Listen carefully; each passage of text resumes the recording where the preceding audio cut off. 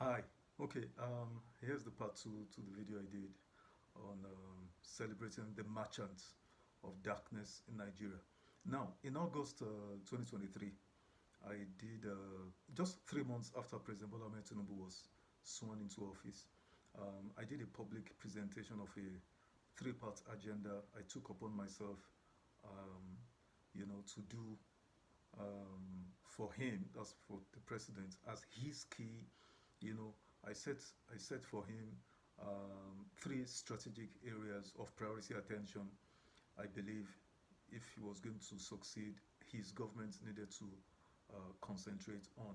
Now, the three areas of priority attentions were: number one, poverty eradication and jobs creation; number two, our crude oil and gas management; and then three, resolving our electricity debacle. Now, these videos are available on my YouTube channel, and even here, on TikTok. You can watch them, there. Now, so what happened? Of course, the president went on his own tangent, and the media, in typical fashion, followed the herd, to hype both the ruling party and government officials on vain activities that I knew will deliver little or nothing, substantial. Now, of all the wrong decisions taken so far by this government of President Bola Ahmed Tinubu, the start or commencement of the Lagos Calabar Coastal Highway project at the whopping sum of 15.6 trillion naira takes the cake. Recently, a few days ago, the Works and Housing Minister, came out, to describe that road project as like going to heaven. Whatever that means, sounds funny, except it's not funny. I doubt if 5% of that project is completed. Yet the minister, in typical Nigerian psychophantic, fashion, has begun to preen, like a peacock. You know, the question is, how has this expenditure impacted positively on our economy? In the short term, least of all in the medium to long term. Now, on the contrary, that huge sum of the 15 trillion budgeted for that road, maybe about 2 trillion or 3 trillion has been, you know, deployed so far. How has that sum, you know, impacted on our economy, like I said? But that money actually could have been used differently. Now, imagine if President Tinubu had taken the sum of 15 trillion naira and invested in 5 megawatts, just 5 megawatts solar power plants in the 774 local governments across Nigeria. Okay, some local governments are riverine, so they're inaccessible, and the terrain are not conducive for solar power. So let's reduce the local governments that would that will build solar power to just 500 local governments in Nigeria, in the upland regions of Nigeria. Now, if this idea of 5 megawatts in 500 local governments is implemented scrupulously, this would add additional 2,500 megawatts guaranteed, you know, 2,500 megawatts of electricity to our production and distribution, and critically, it will spread across every nook and cranny of Nigeria.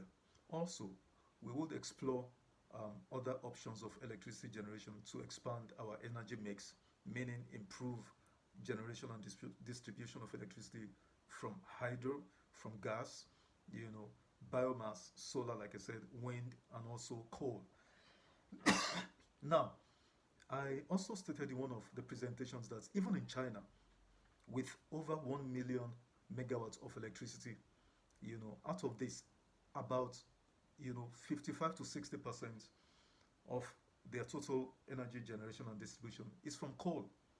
America, with all the noise about climate change, and all of that, America generates 11% of its total energy production from coal. 11% of it is from coal. Now, um, it's almost 2 years, you know, about 2 years now. The president, was sworn into office. and he hasn't done pretty much anything significant to impact or improve our energy sector, the electricity. And so the future looks even more bleak than ever before.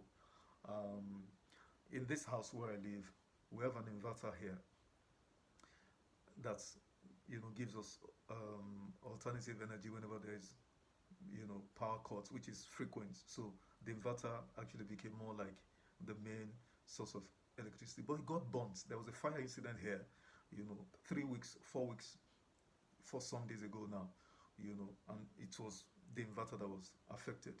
Now we fixed it, and then the generator, is overworked, not minding the expensive, because it's damned expensive to run generator because of 1,000 naira to per liter of fuel and all of that.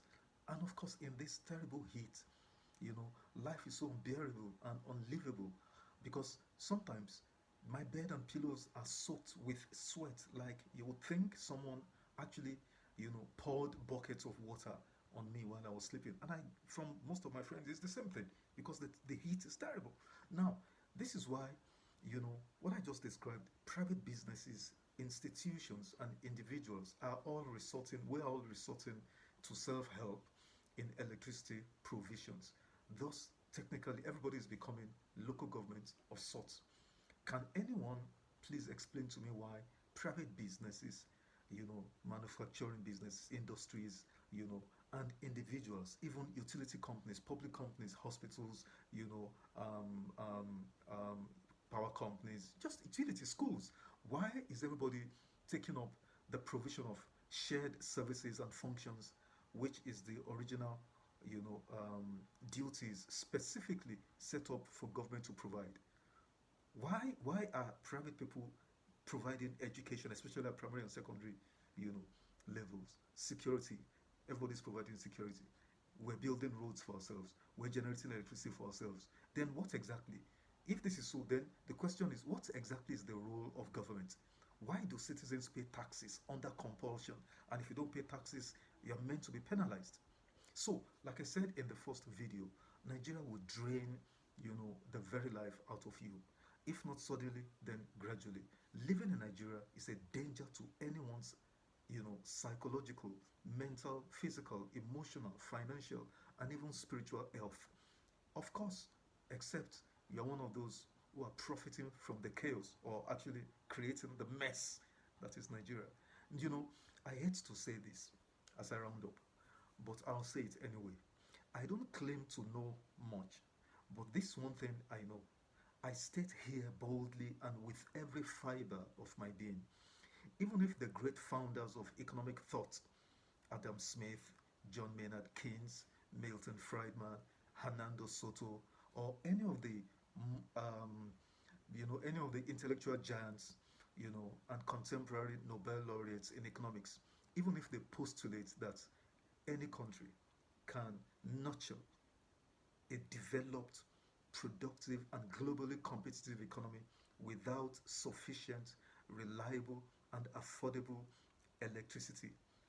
That is, electricity that is subsidized for industries, MSMEs, utilities, etc. Like Paul, the great intellectual apostle, said in the Bible, I say, let them all be deemed to be liars. In essence, I'm saying, whoever says any serious growth and development, economic growth and development, without availability of sufficient and affordable electricity, that person has a lying spirit, period. You know, there are lots of economic marbles and shamans, economic fraudsters, strutting about these days, pontificating nonsense on television and social media. It's okay, you know, this is how we have played in Nigeria, and this is what has brought us to where we are. But eventually, we will all be all right, one way or the other.